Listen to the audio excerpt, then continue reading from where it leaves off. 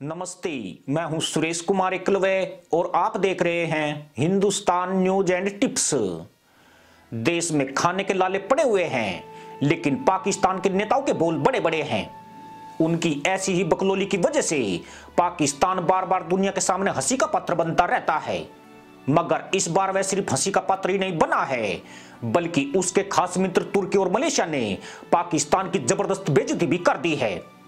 बेइज्जती भी ऐसी कि इमरान खान के साथ ही उसके सूचना एवं प्रसारण मंत्री फवाद चौधरी भी मुंह छुपाते घूम रहे हैं। इतना ही नहीं, उसकी हरकत की वजह से सऊदी अरब से रिश्ते बिगड़ने का एक और खतरा पैदा हो गया है। ऑर्गेनाइजेशन ऑफ इस्लामिक कोऑपरेशन के असफल सम्मेलन के बाद भी पाकिस्तान अपनी नौटंकी दिखाने से बाज नहीं आया। उसे लग रहा है कि एशिया की बड़ी ताकत बनने के मुल्लाइक ख्वाब पूरे हो गए हैं। इसी जोश में फवाद चौधरी ने फिर से ऐलान कर दिया कि पाकिस्तान, तुर्की और मलेशिया ने मिलकर एक टीवी चैनल शुरू करने का फैसला किया है। हालांकि 2 साल पहले भी तीनों देशों ने इस बारे में ऐसा ही तीर छोड़ा था, लेकिन उनका यह प्रोजेक्ट खटाई में पड़ गया था। फवाद चौधरी ने इस प्रोजेक्ट की घोषणा रविवार को हुई ओआईसी की बैठक के बाद की है, परंतु फवाद की यह बकलोली अब पाकिस्तान पर ही भारी पड़ गई है। मलेशिया की ओर से इस मुद्दे पर आई प्रतिक्रिया पाकिस्तान पर थूथू सूसू करने के लिए पर्याप्त है, जबकि तुर्की ने तो पूरे मामले पर ही चुप्पी साध ली है।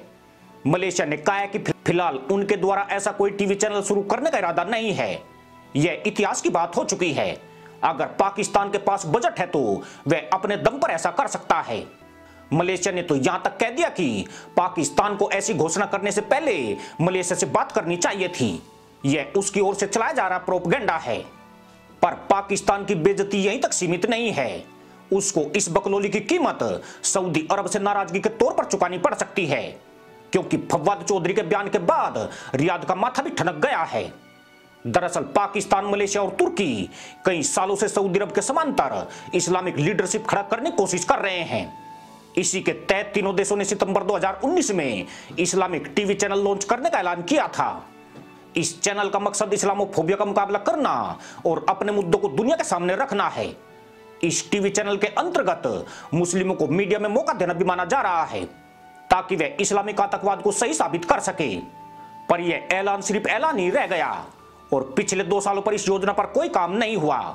हालांकि इसी साल की शुरुआत में पाकिस्तान और तुर्की ने ऐलान किया था कि वे सलाउद्दीन अय्यूबी की जिंदगी पर एक ड्रामा सीरीज बना रहे हैं। ये वही अय्यूबी थे जिन्होंने पश्चिम एशिया में अय्यूब वंश की स्थापना की थी, मगर यह ऐलान भी बकलोली से आगे नहीं बढ़ पाया। पाकिस्तान और तुर्की के पाले से मलेशिया इसी साल फरवरी के बाद से ही अलग हो चुका है। उसकी अर्थव्यवस्था तबाही के कगार पर आ गई है और वह महंगाई, बेरोजगारी ने हालात अधिक पेचीदा बना दिए हैं। कमोबख्त तुर्की के हालात इससे भी बुरे चल रहे हैं और अंकारा की अर्थव्यवस्था भी भारी कर्ज के दबाव का सामना कर रही है। जबकि पाकिस्तान कैसे रोटी पर टीट का चार रखकर चाट रहा है, यह पूरी दुनिया जानती है। ऐसे में तीनों इस्लामिक देश कंगाली की घंटी बजाने से ज्यादा कुछ नहीं कर सकते हैं। मलेशिया की तरह तुर्की भी अब पाकिस्तान से दूरी बनाने की तरफ बढ़ रहा है। इन दोनों ही देशों को पाकिस्तान से दोस्ती बहुत महंगी पड़ी है। तुर्की तो पाकिस्तान के चक्कर में FATF की ग्रे सूची में भी फंस चुका है।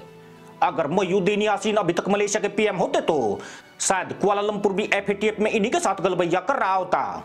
इस्लामिक देश कतर ने भी अल-कायदा के भोपू समाचार चैनल की शुरुआत इसी उद्देश्य के साथ की थी।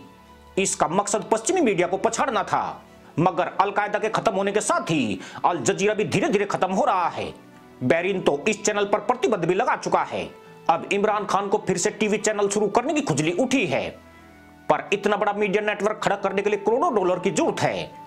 मदरसा मुल्क का PTV ढंग से ऑपरेट नहीं हो पा रहा है, जबकि अंतरराष्ट्रीय स्तर का टीवी चैनल शुरू करने के लिए करोड़ों डॉलर की आवश्यकता पड़ेगी। उसे सालों तक फंडिंग करने का मादा भी होना चाहिए, क्योंकि चैनल बकलोली से नहीं बनते हैं, अपनी जेबें ढीली करनी पड़ती है। पर इधर तो पहले ही गधा मारो कुत्ता खाओ वाले हालात हैं। अगर मलेशिया को भी तुर्की पाकिस्तान के साथ जोड़ दिया जाए तो एक से बढ़कर एक भिखारी नजर आते हैं। अगर पाकिस्तान यह मुल्लाई ख्वाब पूरे करने में सफल हो भी जाता है तो सऊदी अरब भी डंडे पर तेल लगाकर तैयार है, जिसे सहन करना मदरसा मुल्क के वश में नहीं है। इसी के साथ अनुमति दोस्तों, जय जवान, जय किसान, जय हिंद, वंदे मातरम।